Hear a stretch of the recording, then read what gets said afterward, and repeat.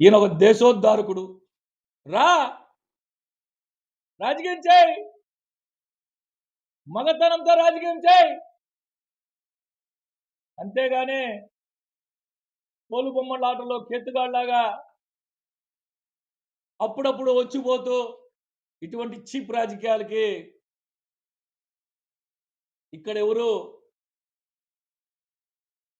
నీ గురించో నువ్వు చేసే చిల్లర పనులకో మేము ఆలోచన చేసే పరిస్థితి కూడా లేదు. ఎప్పుడో చూసి అయిపోయింది ఇది. ఈ సందర్భంగా ప్రజలందరికీ చెప్తున్నా మీడియా మిత్రుల ద్వారా, గతంలో నేను ఏదైతే మాట చెప్తున్నానో అదే మాట కట్టుబడున్నా. ఈ స్థానం ఎస్టీకి కేటాయించబడి ఉంది. ఎస్టీ జనరల్ ఖచ్చితంగా ఇక్కడ అది 10 రోజుల, వారమా, నెల రోజుల, 2 నెలల ప్రొసీజర్. ఖచ్చితంగా దీనికి నోటిఫికేషన్ ఇస్తారు. మెయిన్ ఎన్నిక జరుగుద్ది. తిరిగి ఈ స్థానంలో ఎస్టీనే కూర్చుంటారు. దానికి ఏమాత్రం సందేహం. నేను మేయర్గా కూర్చున్న రోజు చెప్తున్నా, ఈరోజు అదే మాట చెప్తున్నా. ఈరోజు కూడా నేను అదే మాట చెప్తున్నా. మీ ద్వారా ప్రజలందరికీ కూడా తెలియజేస్తాను. మీరు కూటమి ప్రభుత్వం నుంచి రాజకీయ నాయకుడు నేరుగా ఉన్నారు. అయితే ఈరోజు అదే కూటమి ప్రభుత్వానికి చెడ్డ పేరు మాజీ మేయర్ కావచ్చు, వాళ్ళ భర్త కావచ్చు, ఆమరణ నిరాహార అయితే ఈరోజు మీరు ఏదైతే ఇక్కడ గిరిజనులకి గతంలో అన్యాయం జరిగింది, వాళ్ళు సహకరించలేదు. ఈరోజు అదే గిరిజనులు బయట ఉన్నారు. అదే వాళ్ళు మీరు ఆ విషయాన్ని ఎందుకు బయట పెట్టలేకున్నారు? ఈరోజు దానికోసం పెట్టమంటారని అడుగుతున్నారు, కానీ బయట పెట్టారు. అదే గిరిజనులందరూ వాళ్ళు వెనకాల ఉన్నారు, వాళ్ళు ఏమంటున్నారు? నేను అదే చెప్పాను ఇందాక నేను మాట్లాడేటప్పుడే చెప్పాను. వాస్తవంగా ప్రభుత్వం, కూటమి ప్రభుత్వం అధికారంలోకి వచ్చిన తర్వాత 2024 జూన్ 12న అధికారంలో చేపట్టిన తర్వాత వారి మీద, వారు చేసినటువంటి దాని మీద చర్యలు తీసుకోవాలంటే ఖచ్చితంగా 1 నెలలో అయిపోయి ఉండేది. 1 నెల. ప్రభుత్వానికి ఆ ఉద్దేశం లేదు. వారు ఎప్పుడైతే వైఎస్ఆర్ కాంగ్రెస్ పార్టీ వాళ్ళ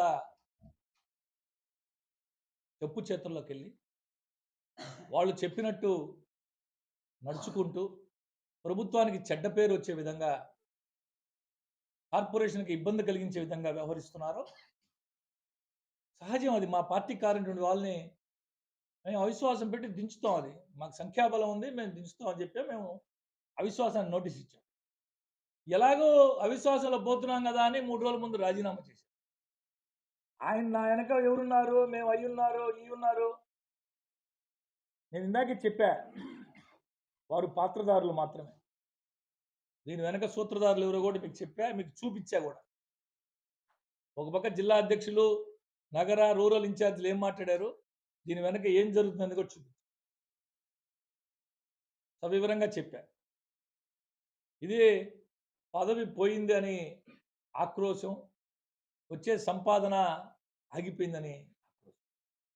దీని వెనుకున్న వైఎస్ఆర్ కాంగ్రెస్ పార్టీ నాయకులకి దాన్ని ఏమని చెప్పాలో, దానికి ఏం పదం పెట్టాలో మీరే ఆలోచించారు. 100%.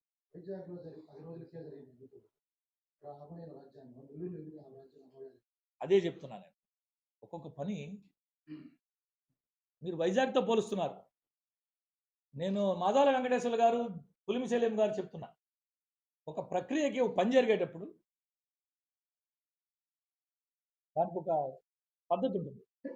అందులో రాష్ట్ర ఎన్నికల కమిషన్ అనేది స్వయం ప్రతిపత్తి కలిగిన సంస్థ. దాని మీద రాజకీయ ప్రభావం చాలా నామమాత్రం. మేధావులైన బాలకృష్ణ గారు సీనియర్ జర్నలిస్టు, మీకు తెలుసు అన్ని విషయాలు.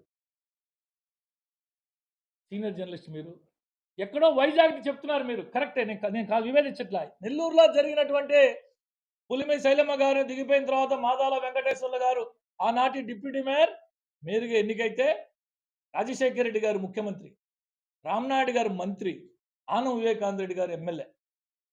ఎటువంటి బలవంతులు వారు. తిరిగి ఆనాడు భానుశ్రీ గారు మేయర్ ఎన్నికయ్యేదానికి 3 నెలలు సమయం పట్టింది. నేను ఇందాకే చెప్పా, నేను ఈ మేయర్ సీట్లో కూర్చున్న తొలి రోజు చెప్పా, ఇది మాజీ మేయర్ గారు చెప్పిన టైం ప్రకారమో రూప్ కుమార్ గారి ఇష్ట ప్రకారం జరగదు. జరగదు. దీనికి ఒక పద్ధతి ఉంటది. దీనికి ఒక చట్టం ఉంది. రాజ్యాంగం దీంట్లో ఏ టైంలో ఏమి చేయాలనేది ఒక